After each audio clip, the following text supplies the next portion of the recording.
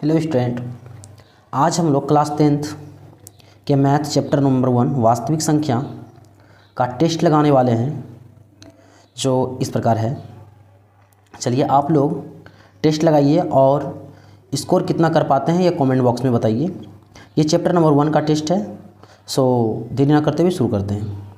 आज का जो पहला क्वेश्चन है, निम्नलिखित में कौन अभाज्य संख्या है? तो इसका जो राइट आंसर होगा वो होगा बी। इसका जो राइट आंसर होगा वो होगा बी। नेक्स्ट क्वेश्चन की बात करें तो नेक्स्ट है, निम्नलिखित में से कौन सी अभाज्य संख्या है? तो निम्नलिखित में कौन सी? 27 तो भाज्य, 35 भी भाज्य, 56 भी भाज्य। तो राइट आंसर इसका हो जाएगा सी 13। नेक्स्ट क्वेश्चन की बात करें तो नेक्स्ट क्वेश्चन है, यदि ए और बी अभाज्य संख्या है तो इसका लॉसव होगा। तो आप लोग को पता होगा कि यदि ए और बी अभाज्य संख्या होता है तो इसका लॉसव जो होता है इन दोनों का गुणनफल होता है, ए गुना बी के बराबर होगा, जो ऑप्शन नंबर आपको सी में दिखाई दे रहा है। इसका राइट आंसर होगा सी। नेक्स्ट क्वेश्चन की बात करें तो संख्या 13, 113, 133। तो देखिए ये संख्या क्रमबद्ध बढ़ रहा है, 1 फिर 11 फिर 1 फिर 41 है, फिर आगे जाएगा तो इसी तरह से 51 हो जाएगा, 3 हो जाएगा, इसी प्रकार बढ़ता आ जाएगा। तो इस प्रकार की संख्या जो कहलाता है वो मेरा कहलाता है एक अपरिमेय संख्या, एक अपरिमेय संख्या।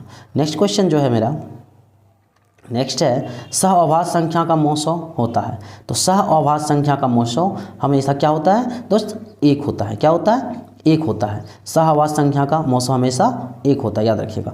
नेक्स्ट क्वेश्चन की बात करें तो यदि m एक धनात्मक संख्या है तो धनात्मक विषम पूर्णांक का रूप होगा। धनात्मक विषम पूर्णांक का जो रूप होगा स्टूडेंट ये होगा 4n+1।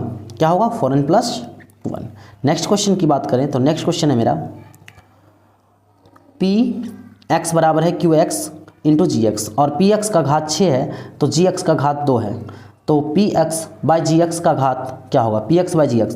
तो px में किससे भाग देना है? gx से। और जब gx से भाग देंगे तो इसका जो हो जाएगा आंसर वो हो जाएगा 4। क्या हो जाएगा? 4, क्योंकि 6 में 2 क्या हो जाएगा? माइनस हो जाएगा, तो बचेगा क्या? 4 बचेगा। नेक्स्ट की बात करें तो नेक्स्ट से कौन सा अपरिमेय संख्या नहीं है? कौन सा अपरिमेय संख्या नहीं है? तो इनमें से पाई एक अपरिमेय संख्या है, √7 भी एक अपरिमेय संख्या है, √2/5 भी अपरिमेय संख्या है। तो ये ऑप्शन नंबर 4 जो है वो 3√75/√48 ये एक अपरिमेय संख्या है। नेक्स्ट क्वेश्चन, यदि दो संख्याओं का गुणनफल 2166 है एवं उसका मौसव 19 है तो उनका लॉसव होगा। उनका जो लॉसव होगा वो 2166 में यदि 19 से हम भाग देते हैं तो आंसर आएगा मेरा 114। होता कैसा है कि एक फार्मूला आप लोग को याद होगा कि LCM गुना SCF ये जो बराबर होता है वो होता था A गुना B के बराबर, दोनों संख्या गुणनफल के बराबर। अब दोनों संख्याओं का जब गुणनफल दिया है और मौसव दिया है, SCF दिया है, तो इससे डिवाइड कर देंगे तो लॉसव निकल जाएगा, अर्थात LCM निकल जाएगा। नेक्स्ट क्वेश्चन है,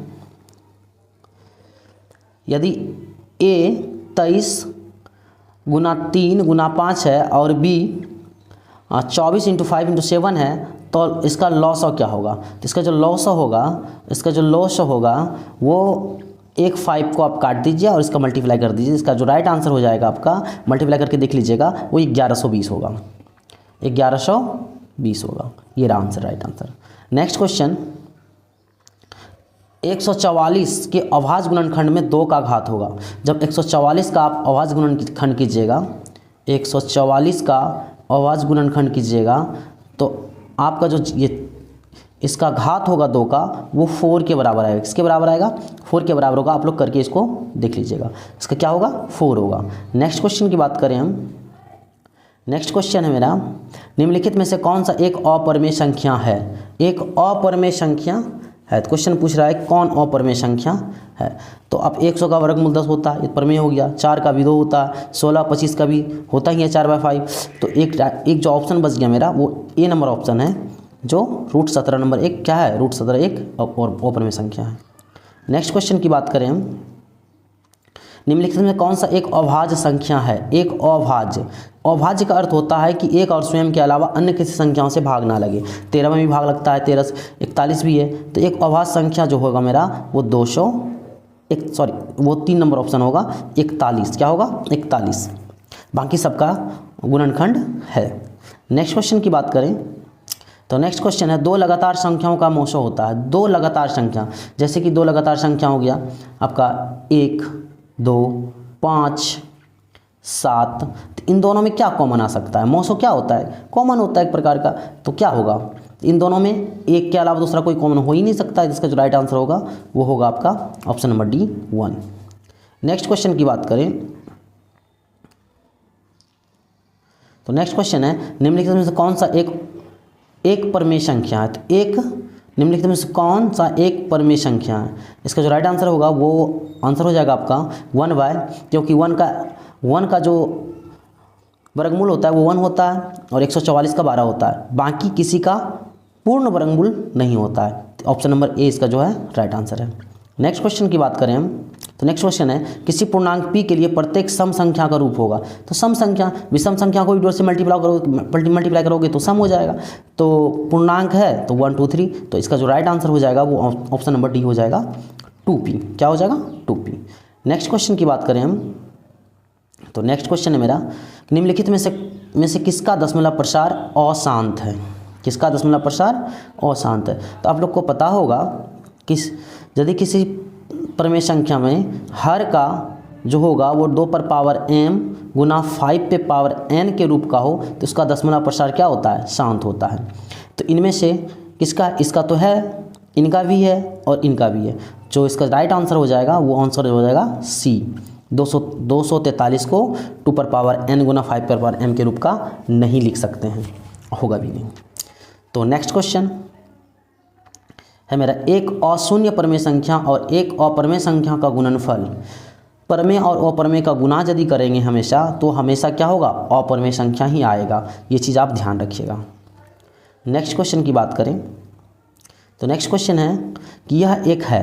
अब देखिए बार बार जो हो रहा है 7 का रिपीट हो रहा है ना, तो 7 पर हम रेकरिंग ब्रैकेट लगा सकते हैं, बार ब्रैकेट लगा सकते हैं। अब जिस पर रेकरिंग है उसके बदले क्या आता है?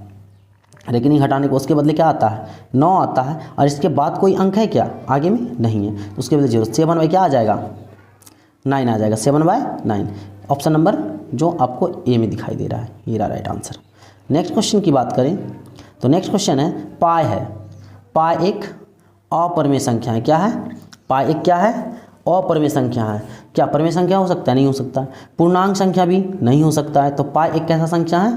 पाई एक अपरमेय संख्या है। पाई एक अपरमेय संख्या है। पाई एक कैसा संख्या है?